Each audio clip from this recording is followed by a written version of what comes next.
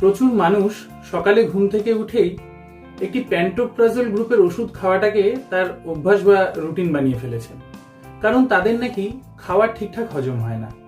তাদের জন্য একটা ঘরোয়া টিপস: 2 কাপ জল নিন, তাতে 1 চামচ আদা কুচি, 1 চামচ গোটা জিরে, 1 চামচ গোটা জোয়ান এবং স্বাদ মতন সৈন্ধব লবণ, এই সমস্ত জিনিসগুলোকে ভালো করে ফুটিয়ে নিন। 2 কাপ জল ফুটতে ফুটতে মোটামুটি যখন 1 কাপ হয়ে আসবে তখন সেটিকে নামিয়ে নিন। তাতে হাফ বা অর্ধেক লেবু বা পাতিলেবুর রস মিলিয়ে মিশ্রণটিকে ভালো করে নেড়ে চায়ের মতন চুমুক দিয়ে পান করুন।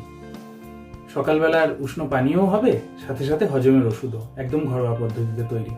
তাই সবাই ভালো থাকুন, সুস্থ থাকুন আর খুব ভালো করে খাবার দাবার হজম করে হেলদি থাকুন। ধন্যবাদ।